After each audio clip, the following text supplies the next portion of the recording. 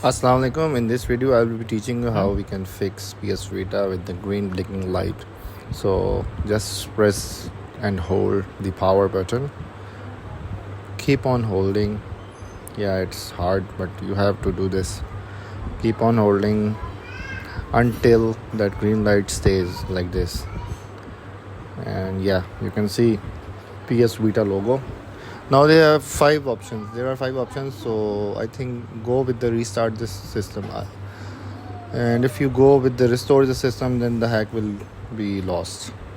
So restart the system and you are good to go.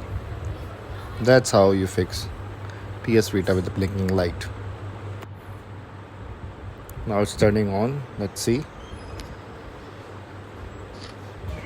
See, the hack is still there. You just have to readjust. So let's check if the game start. No, it says the file is corrupt. So I'll go back to the hack, the Trinity hack.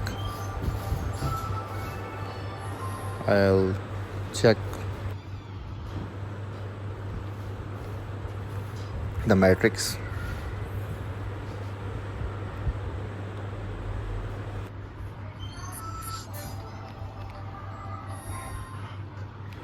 Install Hinkaku. Exit it out.